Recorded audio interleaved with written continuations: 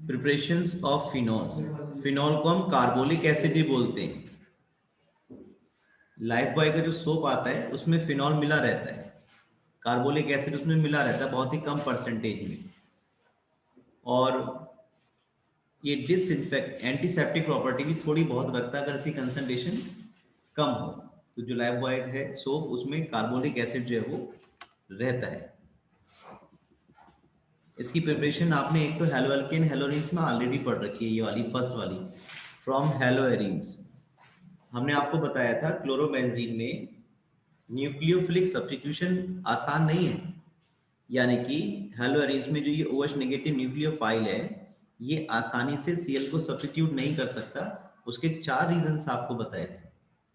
लेकिन अगर आप ये reaction 623 kelvin temperature 300 atmospheric pressure followed by acidification कराएंगे तो फिनॉल बन जाता है। लेकिन आपको मैंने बताया पूरी एनसीईआरटी में एक ही क्वेश्चन जिसका आंसर है नो प्रोडक्ट। उसमें उन्होंने पूछा है what happens when chlorobenzene is hydrolysed, यानी कि जब क्लोरोबेंजीन की आप हाइड्रोलिसिस करते हो, वाटर से ट्रीटमेंट करते हो, तो क्या प्रोडक्ट बनेगा। तो जो वाटर का OH नेगेटिव है वो रूम टेम्परेचर पर Cl को सब्स्टिट्यूट नहीं कर पाता। ये रिएक्शन तभी पॉसिबल है जब कोई स्ट्रॉन्ग बेस हो जो maximum OH negative ion furnish कर सके और टेम्परेचर 623 केल्विन और 300 एटमॉस्फेरिक प्रेशर मेंटेन किया जाए और उसके बाद उसकी एसिडिफिकेशन करेंगे तब फिनॉल बनेगा। तो देखिए पहले स्टेप में क्या होगा, पहले स्टेप में ये सोडियम फिनॉक्साइड बन गया। अगर आप OH का फिनॉल के जो OH का H हटा के N लगाते हैं तो वो कहलाएगा सोडियम फिनॉक्साइड, यानी कि जब आप NO से ट्रीटमेंट करा रहे हैं तो ये H और ये Cl एलिमिनेट हो गया और ये जो ONA है वो यहाँ पर बेंजीन पे अटैच हो गया। अब जब इसका एसिडिफिकेशन करेंगे तो ये Na पॉजिटिव और Cl नेगेटिव, ये NaCl एलिमिनेट हो जाएगा और ये H जो है इसके साथ लग जाएगा। आपके पास जो क्लोरोबेंजीन में रिएक्शन लिखी है वो उन्होंने ऐसे लिखी है, देखिए यहाँ पे उन्होंने 2 स्टेप्स दिखाए हैं। क्लोरोबेंजीन में आपको केवल एक ही स्टेप में उन्होंने रिएक्शन दिखाई है, इस तरह से, इस तरह से उन्होंने लिखा है और ऊपर लिखा है 623 केल्विन 300 एटमॉस्फेरिक प्रेशर, यहाँ पर ऊपर ही लिखा है इन्होंने, और नीचे लिख दिया है सेकंड में H पॉजिटिव। H पॉजिटिव का मतलब है एसिडिफिकेशन की बात हो रही है। यहाँ पर H पॉजिटिव एसिडिफिकेशन की बात हो रही है। तो ये दोनों स्टेप उन्होंने एक ही में लिख दिए हैं और आपको ये फिनॉल बना के दिखाया है। वहां पे आपने ये भी देखा था कि अगर NO2 ग्रुप लग जाता था तो जो सब्स्टिट्यूशन है वो आसान हो जाता था, क्योंकि जो न्यूक्लियो जो NO2 ग्रुप है वो इलेक्ट्रॉन विड्रॉइंग नेचर को होने की वजह से जो जो कार्बन आयन बनता था उसमें न्यूक्लियो उसको स्टेबलाइज करता था। न्यूक्लियोफाइल के अटैक के बाद जो नेगेटिव चार्ज स्पीशीज बनती थी फिनाइल कार्बन आयन, उसको स्टेबलाइज करता था थ्रू रेजोनेंस। और ये तभी हो पाता था NO2 ग्रुप का इम्पैक्ट जब NO2 ग्रुप या तो ऑर्थो पर प्रेजेंट होता था या फिर पैरा पर। क्योंकि आप फिनॉल के रेजोनेटिंग क्लोरोबेंजीन के रेजोनेटिंग स्ट्रक्चर्स अगर आप देखेंगे तो उसमें इलेक्ट्रॉन डेंसिटी केवल ऑर्थो पर और पैरा पर ही पहुंचती है, मेटा पर इलेक्ट्रॉन डेंसिटी नहीं पहुंचती। मैंने आपको इसका एग्जाम्पल भी बताया था कि आप इसको ऐसा समझ सकते हो जैसे 3 फील्डर हो, एक ऑर्थो पर, एक मेटा पर, एक पैरा पर। तो बॉल मेटा पर की तरफ फेंकी नहीं जा रही तो कैच कैसे पकड़ेगा। जो कैच फेंकने वाला है क्लोरीन है जो इलेक्ट्रॉन डेंसिटी बढ़ा रहा है, बॉल को फेंक रहा है, सॉरी, वो कहाँ फेंक रहा है बॉल को, ऑर्थो पर या पैरा पर। तो NO2 ग्रुप का इम्पैक्ट तो वहीं आ पाएगा ना। नेक्स्ट प्रिपरेशन हम देखेंगे from benzene sulphonic acid.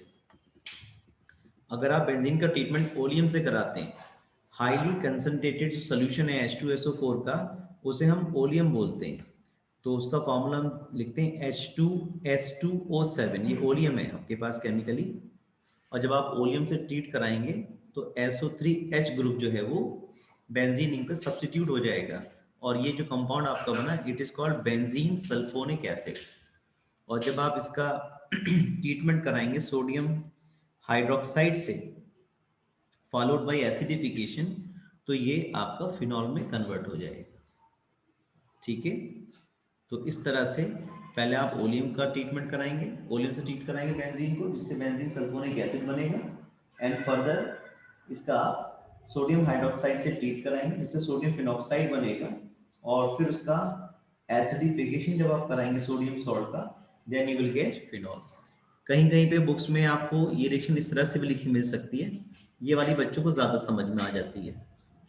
Class 12 की जो एनसीईआरटी पहले प्रिंटेड 2007 से पहले, उसमें इक्वेशन कुछ इस तरह से लिखा हुआ था, SO3H। पहले इसमें हम एक मॉलिक्यूल से ट्रीट कराते थे NaOH से, तो ये H और ये OH वाटर एलिमिनेट हो जाता था, और ये सोडियम बेंजीन सल्फोनेट बन जाता था, sodium benzene sulphonate. This is SO3Na, water का OH और ये वाला H वाटर एलिमिनेट हो गया, और इसका हम फर्दर ट्रीटमेंट कराते थे NaOH से, तो ये बन जाता Na2SO3, Na2SO3 एलिमिनेट करके दिखाते थे, और फिर यहाँ पर ये OH लगा दिया करते थे। तो ये भी इक्वेशन इस तरह से भी लिखी जा सकती है, पर आप लिखने से ज़्यादा रिएक्शन के प्रिंसिपल पे फोकस करिए। रिएक्शन का प्रिंसिपल ये है, when benzene sulfonic acid is treated with sodium hydroxide to form sodium phenoxide with molten sodium hydroxide followed by acidification gives phenol। यानी कि बेंजीन सल्फोनिक एसिड का ट्रीटमेंट जब आप सोडियम हाइड्रोक्साइड से कराओगे, followed by acidification, then you will get phenol. Next preparatory method देखेंगे from diazonium salt. आप सभी ने डाइएजोटाइजेशन रिएक्शन पढ़ी है, जिसमें हम एनिलीन का ट्रीटमेंट जब NaNO2 और HCl से 0 to 5 डिग्री सेल्सियस पर कराते थे, और we can also use HNO2, तो this NH2 will be converted to diazonium chloride, diazonium salt में। And this diazonium salt when treated with warm water, तो ये N2 एलिमिनेट हो जाएगा, वाटर का जो H पॉजिटिव है that will combine with the Cl, HCl eliminate हो जाएगा, जो वाटर का OH नेगेटिव है दैट विल रिप्लेस द और substitute the N2 positive and Cl negative, and phenol is form. तो diazonium salt are hydrolysed to phenol by warming with water और by treating with dilute acid. ये process dilute acid की presence में भी किया जा सकता है। जब भी आप डाइजोनियम सॉल्ट का ट्रीटमेंट वार्म वाटर से कराएंगे तो आपको फिनॉल मिल जाएगा। नेक्स्ट है आपके पास फ्रॉम क्यूमीन। ये जो कंपाउंड है देखिए, ये आइसोप्रोपाइल बेंजीन है, अगर आपको दिख रहा हो, this is 1, this is 2, this is 3, ये आइसोप्रोपाइल ग्रुप है बेटे। And when you attach the benzene ring, it is called isopropyl benzene, और commonly it is called cumene. कुछ बच्चे इसको गलत पढ़ लेते हैं, वो एक एब्यूजिंग वर्ड है उसकी तरह पढ़ लेते हैं, लेकिन ये वो नहीं है, इट इज कॉल्ड क्यूमीन। तो जब आप इसका एयर में ऑक्सीडेशन कराएंगे क्यूमीन का, तो ये जो H है और ये जो कार्बन है, इसके बीच में ये पर ऑक्साइड लिंकेज डेवलप हो गई। आपको मालूम है H2O2 ऐसा लिखते हो, ये हाइड्रोजन पर ऑक्साइड है, and this linkage is called पर ऑक्साइड लिंकेज। तो इसका H को रिप्लेस करके पर ऑक्साइड में, हाइड्रोजन पर ऑक्साइड में एक H को रिप्लेस करके ये आइसोप्रोपाइल ग्रुप लगा दिया। ये पूरा ये आइसोप्रोपाइल बेंजीन है, या क्यूमीन बोल सकते हो आप उसको।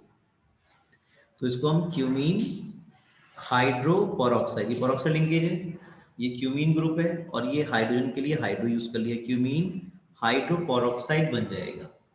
और जब इस क्यूमीन हाइड्रोपरऑक्साइड का आप डाइल्यूट एसिड की प्रेजेंस में इसका ट्रीटमेंट करेंगे, तो ये बॉन्ड ऐसे टूटेगा, देखिए ये बॉन्ड ऐसे टूटेगा, this peroxide linkage will break, this CH3 COCH3 CH3 COCH3 will eliminate, और जो ये OH ग्रुप है ये इस कार्बन ऑफ बेंजीन पर लग जाएगा, इस तरह से ये फिनॉल बन जाएगा।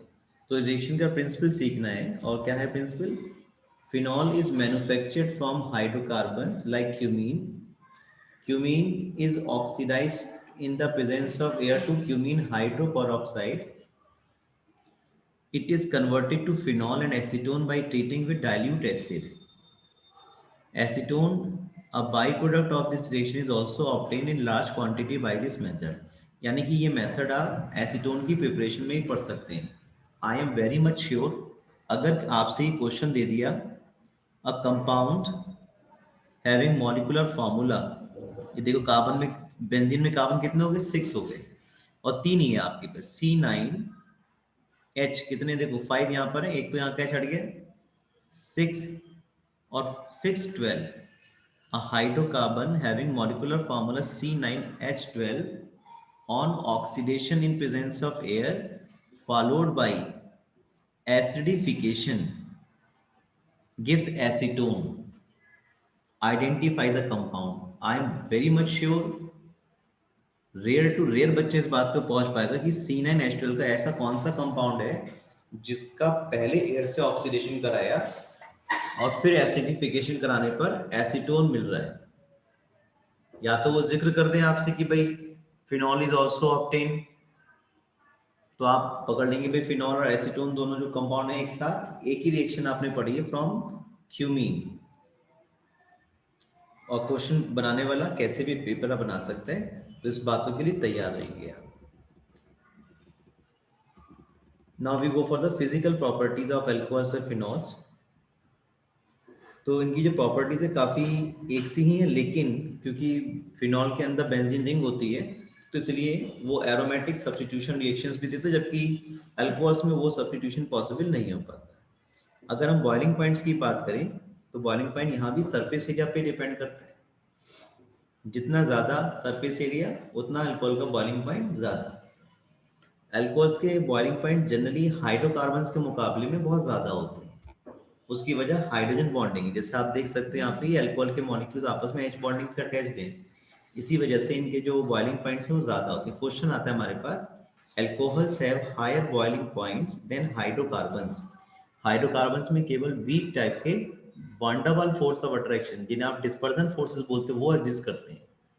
While in case of alcohols, hydrogen bonding also exist, और इसी H बॉन्डिंग की वजह से जो अल्कोहल्स हैं उनके बॉइलिंग पॉइंट्स हाइड्रोकार्बन से ज़्यादा होते हैं।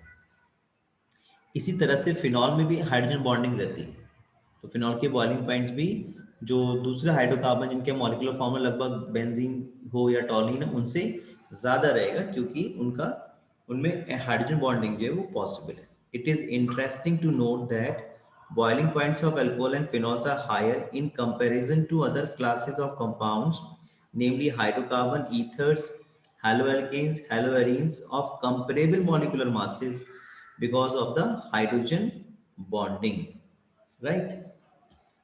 अब जहां तक solubility की बात है,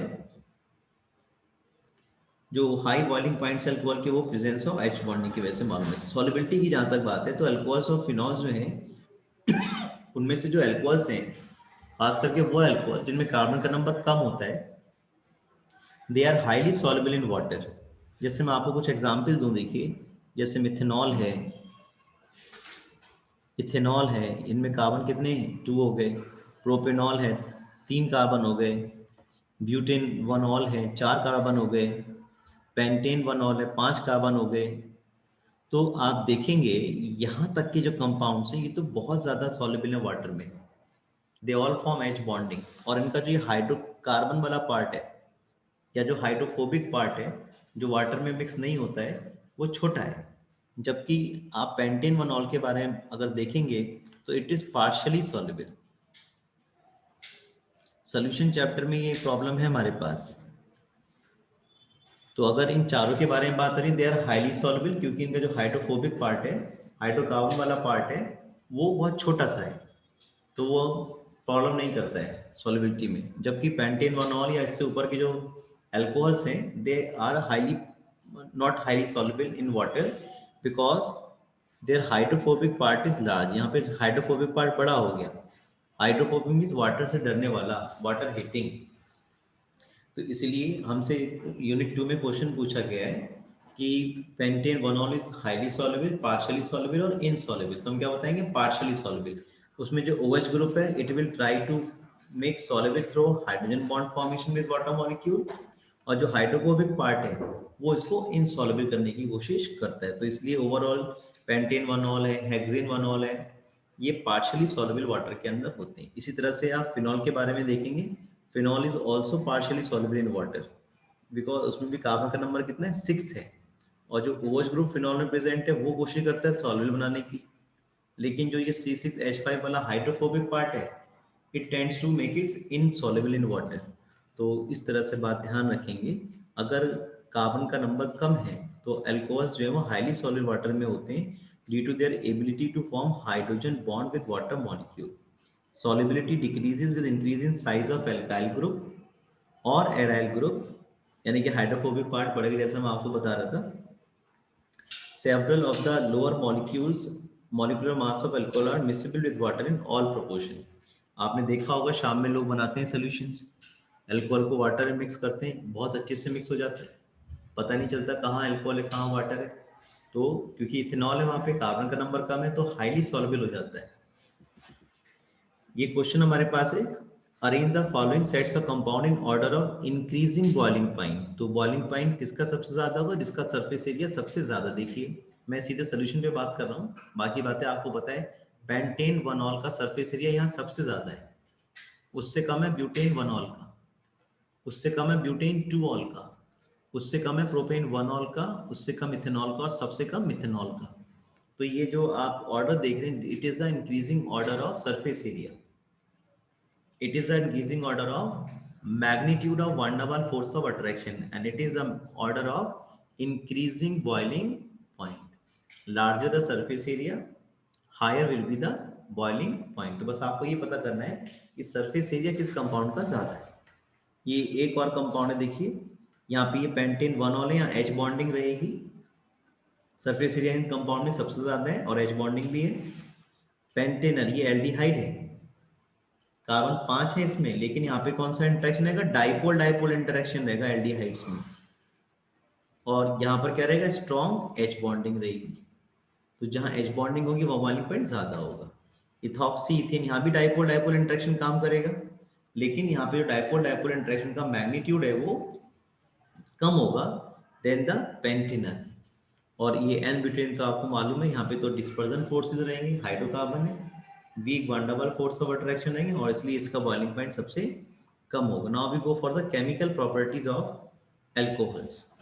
तो जो एल्कोहल्स है ये वर्सेटाइल कंपाउंड्स हैं, काफी जगह मिलते हैं, और ये न्यूक्लियोफाइल की तरह भी काम कर सकते हैं और इलेक्ट्रोफाइल की तरह भी काम कर सकते हैं। न्यूक्लियोफाइल का मतलब है इलेक्ट्रॉन रिच स्पीशीज की तरह भी काम कर सकते हैं, क्योंकि जो ऑक्सीजन है वो इलेक्ट्रॉन रिच है, और इलेक्ट्रोफाइल की तरह भी काम कर सकते हैं कि जो इनका बॉन्ड ब्रेकिंग पे डिपेंड करता है। अगर बॉन्ड इस तरह से ब्रेक होता है, देखिए आप, अगर बॉन्ड इस तरह से ब्रेक हो रहा है तो ये ऑक्सीजन नेगेटिव हो गया और ये H पॉजिटिव हो गया ठीक है, तो ये कैसा काम कर रहा है, न्यूक्लियोफाइल की तरह काम कर रहा है, RO नेगेटिव। और अगर कहीं बॉन्ड ब्रेक हो रहा है इस तरह से, कार्बन और ये OH इस तरह से, तो ये OH नेगेटिव और कार्बन पॉजिटिव, तभी काम करेगा एज ए इलेक्ट्रोफाइल। तो जो अल्कोहल्स हैं ये दोनों तरह से काम कर सकते हैं, न्यूक्लियोफाइल की तरह भी और इलेक्ट्रोफाइल की तरह भी, दोनों तरह से रिएक्शंस को हमें पढ़ना है। एक एक करके बात करेंगे दोनों टाइप की रिएक्शंस की। फर्स्ट हम पढ़ेंगे reactions involving the cleavage of O bond H, यानी कि पहले हम उन रिएक्शंस को पढ़ेंगे जिसमें अल्कोहल का जो C बॉन्ड OH है, या फिनॉल का जो ये O बॉन्ड H है, ये टूट रहा है, ये अल्कोहल का कार्बन है, ये इस तरह से ये बॉन्ड टूट रहा है, ठीक है। तो इसमें पहला रिएक्शन हम पढ़ेंगे reactions involving cleavage of O bond H bond. इसमें पहला रिएक्शन पढ़ेंगे एसिडिटी ऑफ अल्कोहल और फिनॉल। देखिए कोई भी सब्सटेंस एसिडिक तब होगा फिनॉल अल्कोहल में जब वो H पॉजिटिव आयन को रिलीज करेगा। तो H पॉजिटिव आयन कब रिलीज होगा, जब ये O बॉन्ड H ब्रेक हो जाए, ये H पॉजिटिव और ये O नेगेटिव, यानी कि जितना ज्यादा टेंडेंसी होगी H पॉजिटिव को लूज करने की, प्रोटॉन को लूज करने की, उतना एसिडिक करेक्टर फिनॉल का अल्कोहल का ज्यादा होगा। अगर हमसे कोई ये पूछे कि अल्कोहल एसिडिक नेचर के हैं या नहीं, तो हम उसे कैसे रिएक्शन करके दिखाएंगे, हम उसकी रिएक्शन किसी मेटल से कर देंगे, क्योंकि मेटल्स कैसे होते हैं, एल्कली मेटल्स हैं, बेसिक नेचर के होते हैं, और अगर वो अल्कोहल से रिएक्शन कर पा रहे हैं तो ये बात पक्की है कि अल्कोहल खुद कैसे होंगे, एसिडिक नेचर के होते हैं। तो ये हम सोडियम मेटल टेस्ट भी कर सकते हैं। इसमें हम क्या करें, अल्कोहल में सोडियम मेटल पीस ऐड कर दें, और ऐसा करने पर डाईहाइड्रोजन गैस लिबरेट होगी। ये टेस्ट आपको अपनी लेबोरेटरी में भी करना है। अल्कोहलिक ग्रुप हमारे पास 6 फंक्शनल ग्रुप हमारे सिलेबस में है ऑर्गेनिक में, उसमें से एक अल्कोहल भी है और फिनॉल भी है। दोनों का टेस्ट जो है सोडियम मेटल टेस्ट से हम कर सकते हैं। अगर जो लिक्विड हमें मिला है टेस्ट ट्यूब में, उसमें हम छोटा सा सोडियम मेटल पीस ऐड कर दें, तो आप देखेंगे सोडियम उस लिक्विड से रिएक्शन करके अगर डाई हाइड्रोजन गैस रिलीज कर रहा है, तो यहाँ पर अल्कोहल होने की प्रोबेबिलिटी हो सकती है, फिनॉल होने की प्रोबेबिलिटी हो सकती है। और हाइड्रोजन गैस की प्रेजेंस कैसे कंफर्म करते हो वो आपको पता है, पॉप साउंड टेस्ट से आप करते हो। एक लाइटेड मैच स्टिक लेकर के आएंगे और अगर वो बर्न करेगी तो पॉप साउंड के साथ, तो बात पक्की है कि वो गैस कौन सी है, डाई हाइड्रोजन गैस है। तो ये रिएक्शन ये सपोर्ट कर रही है कि अल्कोहल कैसे एसिडिक नेचर के हैं। ये ट्रड ब्यूटाइल अल्कोहल है, ये एल्यूमिनियम से जब रिएक्शन करेगा तो ये भी डाई हाइड्रोजन गैस को रिलीज करेगा और ये एल्यूमिनियम ट्रड ब्यूटॉक्साइड बन जाएगा। इसी तरह से फिनॉल सोडियम मेटल से रिएक्शन करेगा या सोडियम हाइड्रोक्साइड से रिएक्शन करेगा, तो ये सोडियम फिनॉक्साइड बनाएगा, डाई हाइड्रोजन गैस रिलीज करेगा। ये काम सोडियम हाइड्रोक्साइड भी कर सकता है। ये NaOH का जो OH है ये, और यहाँ का जो H है ये H, ये H और यहाँ का OH, ये वाटर एलिमिनेट हो जाएगा, सोडियम फिनॉक्साइड बन जाएगा। ये सभी रिएक्शन जो अभी तक पढ़ी हमने, ये सभी अल्कोहल के एसिडिक कैरेक्टर को प्रूव करता है। यहाँ हमें ये भी कंपेयर करना है कि प्राइमरी, सेकेंडरी और टर्शरी में से कौन सा अल्कोहल सबसे ज़्यादा एसिडिक होता है। तो देखिए, अगर हमारे पास प्राइमरी, सेकेंडरी और टर्शरी अल्कोहल्स हैं, तो उनका जो एसिडिक करेक्टर है वो इस बात पे डिपेंड करेगा कि कौन सा कार्बन आयन ज्यादा स्टेबल है। जैसे मान लीजिए CH3OH अगर O बॉन्ड H क्लीव हो जाए, तब ये H पॉजिटिव आयन रिलीज करेगा और ये मिथॉक्साइड आयन बनेगा। इसी तरह से अगर हमारे पास कोई सेकेंडरी अल्कोहल है, दिस इज आइसोप्रोपाइल अल्कोहल, और इसमें जब ये H पॉजिटिव आयन को रिलीज करेगा तो हमें ये वाला कार्बन आयन मिलेगा CHO नेगेटिव और CH3, और ये H पॉजिटिव अलग हो जाएगा। इसी तरह से if we have tertiary alcohol, this is tert butyl group, and when you attach OH group in this tert butyl group, you will get tert butyl alcohol। तो अगर ये एसिडिक करेक्टर शो करेगा तो ये H पॉजिटिव आयन को release करेगा और ये टर्ड ब्यूटॉक्साइड आयन बनाएगा। अब हमें ये देखना है इन तीनों में से कौन सी स्पीशीज सबसे ज्यादा स्टेबल है। ये A प्राइमरी है, ये सेकेंडरी है, ये टर्शरी है। ये 3 डिग्री एल्कोक्साइड आयन है, ये 2 डिग्री एल्कोक्साइड आयन है, ये 1 डिग्री। हमें ये देखना है इन तीनों में सबसे ज्यादा स्टेबल कौन है। जो सबसे ज्यादा स्टेबल होगा उसकी टेंडेंसी H पॉजिटिव को लूज करके स्टेबल टाइप के एल्कोक्साइड आयन में कन्वर्ट होने की सबसे ज्यादा होगी। ABC में से जो स्ट्रक्चर सबसे ज्यादा स्टेबल होगा, उस अल्कोहल की टेंडेंसी H पॉजिटिव आयन को लूज करके स्टेबल एल्कोक्साइड आयन में कन्वर्ट होने की सबसे ज्यादा होगी, यानी कि वो सबसे तेजी से H पॉजिटिव आयन को रिलीज करेगा और उसका एसिडिक करेक्टर सबसे ज्यादा होगा। आप देखिए यहाँ पे O पर चार्ज कैसा है, नेगेटिव, और ये CH3 ग्रुप जो यहाँ लगा हुआ कैसा है, ये प्लस हाई फैट ग्रुप है। ये इलेक्ट्रॉन डेंसिटी इस कार्बन की तरफ बढ़ाएगा CH3 ग्रुप, और अल्टीमेटली ये जो इलेक्ट्रॉन डेंसिटी है ये ऑक्सीजन की तरफ भी मूव करेगी, और जिससे यहाँ पर इलेक्ट्रॉनिक रिपल्शन ज्यादा होगा और ये स्ट्रक्चर कैसा हो जाएगा, लेस स्टेबल। जबकि जो प्राइमरी अल्कोक्साइड है इसमें केवल एक ही ग्रुप है ऐसा, CH3। यहाँ कितने ग्रुप हैं ऐसे, सेकेंडरी अल्कोक्साइड में कितने ग्रुप हैं, 2 हैं, जो इस ऑक्सीजन पर इलेक्ट्रॉन डेंसिटी बढ़ाएंगे। इस पे नेगेटिव चार्ज पहले से ही है, अब इस पर इलेक्ट्रॉन डेंसिटी बढ़ाएंगे इसकी तरफ को, तो रिपल्शन बढ़ेगा, स्टेबिलिटी क्या होगी, कम होगी। यानी कि प्राइमरी, सेकेंडरी और टर्शियरी अल्कोक्साइड की आप बात करेंगे अगर, तो सबसे ज्यादा स्टेबल कौन सा होगा, 1 डिग्री अल्कोक्साइड आयन सबसे ज्यादा स्टेबल होगा। और इसी की टेंडेंसी, इस प्राइमरी अल्कोहल की टेंडेंसी सबसे ज्यादा होगी H पॉजिटिव आयन को लूज करके ज्यादा स्टेबल एल्कोक्साइड आयन में कन्वर्ट होने की। और यही वजह है कि प्राइमरी, सेकेंडरी और टर्शियरी अल्कोहल्स में आप देखेंगे जो एसिडिटी का ऑर्डर है वो कितना रहेगा, 1 डिग्री, 2 डिग्री और 3 डिग्री। क्योंकि 3 डिग्री जब H पॉजिटिव आयन को लूज करेगा तो टर्ट एल्कोक्साइड आयन बनेगा टर्शरी, यहाँ सेकेंडरी बनेगा और यहाँ कैसा बनेगा, प्राइमरी। प्राइमरी में केवल एक ही अल्काइल ग्रुप है जो इस कार्बन पर इलेक्ट्रॉन डेंसिटी बढ़ाएगा जिससे कि ऑक्सीजन डायरेक्टली अटैक है। तो यहाँ पे नेगेटिव चार्ज पहले से ही है और ये अल्काइल ग्रुप इस पर इलेक्ट्रॉन डेंसिटी और ऐसे ग्रुप यहाँ पे और बढ़ गए, सेकेंडरी में 2 हो गए, टर्शरी में ऐसे कितने हो गए, 3 हो गए। तो यहाँ पर इलेक्ट्रॉन डेंसिटी इस कार्बन में सबसे ज्यादा नेगेटिव होगा और यहाँ भी नेगेटिव, तो नेगेटिव नेगेटिव क्या करेंगे, रिपेल करेंगे। तो यहाँ पे स्टेबिलिटी क्या हो जाएगी, इसकी कम हो जाएगी प्लस आई इफेक्ट की वजह से।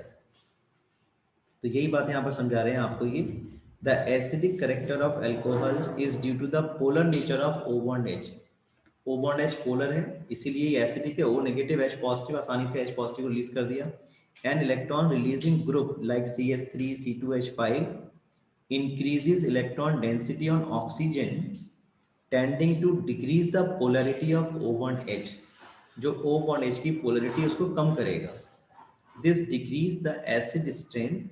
For this reason the acidic strength of alcohol decreases in the following order। ठीक है, अब बड़ी एक इंटरेस्टिंग सी हम बात करेंगे। देखिए अगर हमसे कोई पूछे कि अल्कोहल एसिडिक नेचर के होते हैं या नहीं होते हैं तो हम बिल्कुल कहेंगे एसिडिक नेचर के होते हैं। जैसे आप देखिए अगर हमें हमें कहें कि बताओ भाई प्रूव करिए कि ethanol is acidic in nature, तो हम क्या करेंगे, इथेनॉल का ट्रीटमेंट किससे करा दें, सोडियम मेटल से करा दें जो कि एक एल्कली मेटल है, बेसिक मेटल है। और अगर कोई सब्सटेंस इस बेसिक मेटल से रिएक्शन कर पाता है तो वो खुद कैसा होगा, एसिडिक नेचर का होगा। तो देखिए अगर ये रिएक्शन करेगा तो बनेगा C2H5ONa, C2H5O और ये Na और ये H के 2 एटम है ये H2G की फॉर्म में रिलीज हो जाएंगे जिसको हम पॉपसॉन्ग टेस्ट से कंफर्म करेंगे। यानी कि अगर कोई अल्कली मेटल जैसे कि सोडियम है वो किसी भी कंपाउंड से रिएक्शन कर रहा है जैसे अल्कोहल से कर रहा है तो ये रिएक्शन सपोर्ट कर रही है that alcohols are acidic in nature. यानी कि अगर कोई आपसे शिकायत करता है कि भाई अल्कोहल पीने के बाद एसिडिटी हो गई, ठीक है, तो आप किस रिएक्शन से उसको बता सकते हैं भाई ये कुछ हुआ होगा। लेकिन क्योंकि वो अल्कोहल को वाटर के साथ यूज कर रहा होगा इसलिए एसिडिटी होने के चांसेस कम है। क्यों है देखो कम, उसकी वजह समझ लेते हैं। जब आप अल्कोहल में वाटर मिक्स करेंगे या वाटर में अल्कोहल मिक्स करेंगे तो ये जो ऑक्सीजन न्यूक्लियोफिलिक नेचर का है ये जो वाटर का H पॉजिटिव है इसे एक्सेप्ट कर लेगा और ये स्पीशीज बन जाएगी C2H5OH2 और इस पे चार्ज कैसा आएगा, पॉजिटिव। ये बन गया क्या, प्रोटोनेटेड अल्कोहल। ये जो 2 लोन पेयर, ये जो 2 इलेक्ट्रॉन्स थे इनने बॉन्ड बना लिया और 2 इलेक्ट्रॉन यहाँ पर ऐसे प्रेजेंट रहे और ये बन गया OH नेगेटिव। तो ब्रॉन्स्टेड डोरी कॉन्सेप्ट के अकॉर्डिंग आप देख सकते हैं यहाँ पर इथेनॉल से ये जो प्रोटोनेटेड अल्कोहल बन रहा है इसमें ये प्रोटॉन को एक्सेप्ट कर रहा है। ये क्या काम कर रहा है अल्कोहल, यहाँ पे प्रोटॉन एक्सेप्टर की तरह काम कर रहा है और वाटर क्या कर रहा है, प्रोटॉन डोनर की तरह काम कर रहा है। जब ये H पॉजिटिव आयन को लूज करेगा तभी तो H नेगेटिव आयन बन रहा है। तो ब्रॉन्स्टेड लोरी कॉन्सेप्ट के according acids are proton donor. तो प्रोटॉन डोनर कौन है, वाटर। तो वाटर कैसा काम कर रहा है यहाँ पे, एसिड की तरह। And base are proton acceptor, या सही टर्म में बात करें जो ब्रॉन्स्टेड एसिड हैं दे आर प्रोटॉन डोनर। तो वाटर यहाँ पे कैसा काम कर रहा है, एसिड की तरह, और अल्कोहल कैसा काम कर रहा है, प्रोटॉन एक्सेप्टर की तरह। वो कैसा काम कर रहा है, बेस की तरह। यानी कि अल्कोहल और वाटर में अगर आप एसिडिक स्ट्रेंथ में कंपेयर करेंगे तो आपको वाटर ज्यादा एसिडिक रहेगा। बहुत ध्यान से समझ लीजिए, first reaction is supporting that alcohol is acidic in nature because it can react with alkali metal, So it supports that alcohols are acidic in nature, but acidic character of alcohols is lesser than water. Water से अगर compare करेंगे alcohol का acidic character, तो वो water के मुकाबले कम acidic होंगे, क्योंकि अगर आपने अल्कोहल और वाटर को आपस में मिक्स किया तो इन दोनों में से जो प्रोटॉन लूज करने की टेंडेंसी होगी वो वाटर की ज्यादा होगी देन द अल्कोहल, और इसीलिए ये रिएक्शन सपोर्ट कर रही है that water is more acidic then alcohol. तो दो क्वेश्चन आपसे पूछे जा सकते हैं, right a equation which supports that water is more acidic then alcohol, तो ये इक्वेशन आप लिखेंगे, ऐसे आप लेबलिंग करेंगे और बताएंगे ब्रॉन्सन-लोरी कॉन्सेप्ट के according in this equation water is losing proton, water is acting as a proton donor, so this will be it act as an acid, और जो अल्कोहल है वो वाटर का प्रोटॉन को एक्सेप्ट कर रहा है, तो ये कैसा काम करेगा, बेस की तरह काम करेगा, it act as a proton acceptor. एक बहुत ही इंटरेस्टिंग बात अभी हमें करनी है फिनॉल के कंटेक्स्ट में। जो फिनॉल की अगर हम बात करें एसिडिक करेक्टर की, तो फिनॉल का एसिडिक करेक्टर इस बात पे डिपेंड करेगा कि वो कितना तेजी से इस O बॉन्ड H को ब्रेक करके H पॉजिटिव आयन को लूज करेगा, और कितना तेजी से लूज करेगा वो इस बात पे डिपेंड करेगा कि ये लूज करने के बाद जो फिनॉक्साइड आयन बन रहा है, ये जो फिनॉक्साइड आयन बन रहा है उसकी स्टेबिलिटी कितनी ज्यादा है, ये फिनॉक्साइड आयन की स्टेबिलिटी कितनी ज्यादा है उस बात पे डिपेंड करेगा। अगर ये फिनॉक्साइड आयन स्टेबल है तो फिनॉल की स्ट्रॉन्ग टेंडेंसी होगी इस प्रोटॉन को लूज करने की। तो ये जो फिनॉक्साइड आयन बना है H पॉजिटिव आयन लूज करने के बाद इस फिनॉक्साइड आयन में प्लस R इफेक्ट की वजह से, रेजोनेंस इफेक्ट की वजह से स्टेबिलिटी बहुत बढ़ जाती है। ये फिनॉक्साइड आयन जो है ये रेजोनेटिंगली स्टेबिलाईज हो जाता है। अभी मैं आपको इसका रेजोनेटिंग स्ट्रक्चर दिखाऊंगा। तो ये रेजोनेटिंगली स्टेबिलाईज्ड है, यानी कि इसकी टेंडेंसी, फिनॉल की टेंडेंसी प्रोटॉन को लूज करके मोर स्टेबल फिनॉक्साइड आयन में कन्वर्ट होने की बहुत ज्यादा होती है due to the presence of resonance in case of phenoxide ion. यानी कि अगर आप कंपेयर करोगे वाटर, अल्कोहल और फिनॉल का एसिडिक करेक्टर, तो सबसे ज्यादा एसिडिक करेक्टर आपको किसका मिलेगा, फिनॉल का मिलेगा, क्योंकि फिनॉल H पॉजिटिव आयन को लूज करके ज्यादा स्टेबिलाइज्ड फिनॉक्साइड आयन में कन्वर्ट हो जाएगा, जिसमें कि रेजोनेंस अकर करता है। जबकि ये जो आपका एल्कोक्साइड आयन है अल्कोहल का C2H5O नेगेटिव, उसमें किसी तरह का कोई रेजोनेंस नहीं है, और ये आपने ये रिएक्शन सपोर्ट कर रही है कि alcohols are acidic but their acidic character is lower than water. तो फिनॉक्साइड आयन के रेजोनेटिंग स्ट्रक्चर मैं आपको दिखाता हूँ, देखिए, उसको आपको देख के पता चलेगा किस तरह से इनमें रेजोनेंस की वजह से एसिडिक करेक्टर ज्यादा होता है। देखिए ये फिनॉल ने जो H पॉजिटिव आयन यूज किया, ये क्या बन गया, फिनॉक्साइड आयन बन गया, और इस फिनॉक्साइड आयन में इस तरह से रेजोनेंस अकर करता है, और इसी वजह से जो फिनॉक्साइड आयन है वो रेजोनेंस की वजह से ज्यादा स्टेबिलाईज हो जाता है, और एसिडिक करेक्टर फिनॉल का वाटर और अल्कोहल से ज्यादा होगा। एक बात ध्यान रखेंगे, अगर हम फिनॉल में कोई इलेक्ट्रॉन विड्रॉइंग ग्रुप लगा दें, जैसे नाइट्रो ग्रुप है, तो वो एसिडिक करेक्टर को बढ़ा देगा। कहने का मतलब ये है कि अगर ये स्पीशीज हमारे पास है, देखिए इस तरह की स्पीशीज हमारे पास है, एक हमारे पास है इलेक्ट्रॉन विड्रॉइंग ग्रुप फिनॉल के अंदर, ये जो इलेक्ट्रॉन विड्रॉइंग ग्रुप है ये एसिडिक करेक्टर को बढ़ा देगा।